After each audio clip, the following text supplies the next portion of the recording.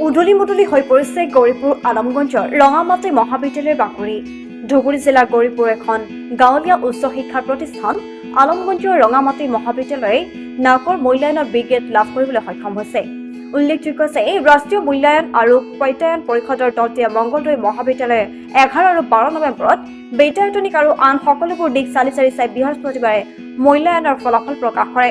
মহাবিদ্যালয়খনে B grade লাভ কৰাত মহাবিদ্যালয়ৰ ছাত্ৰ ছাত্ৰীৰ লগতে অধ্যক্ষ অধ্যাপক অধ্যাপিকা পৰিচালনা সমিতিৰ সভাপতিকে ধৰি মহাবিদ্যালয় কৰ্তৃপক্ষৰ আনন্দত আত্মহাৰা হৈ পৰিছে।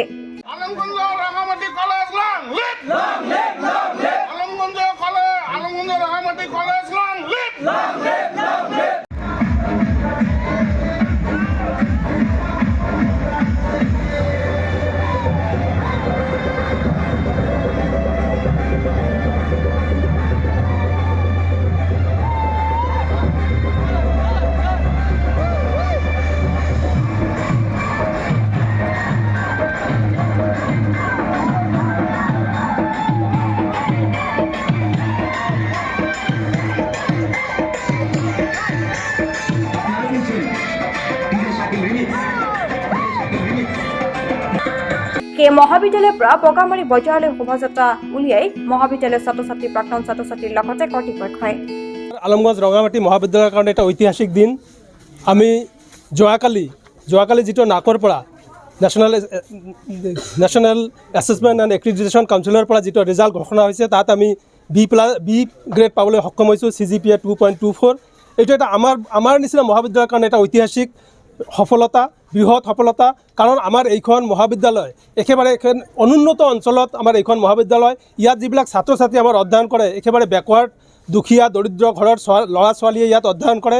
এই আমাৰ যি ইনফ্ৰাষ্ট্ৰাকচাৰ নতুনকৈ প্ৰাদেশিক এই মহাবিদ্যালয়ৰ আমাৰ বিভিন্ন সমস্যা আছে। তাৰ মাজেদি আমাৰ অধ্যক্ষ মহোদয়ৰ প্ৰচেষ্টা, আমাৰ সভাপতি মহোদয়ৰ প্ৰচেষ্টা, IQAC কোঅৰ্ডিনেটৰ ডাঙৰীয়াৰ প্ৰচেষ্টা, আমাৰ teaching staff, non teaching staff, library staff সকলোৰে প্ৰচেষ্টাত আমি এটা বৃহৎ সফলতা অৰ্জন কৰিব পাৰিছোঁ।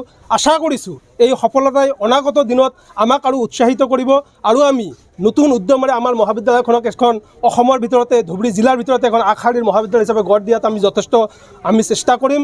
নিশ্চয় আমি অনাগত দিনত মহাবিদ্যালয়খনক আৰু এটা নতুন দিশত আগবঢ়াই লৈ যোৱাত আমি সক্ষম হ'ম।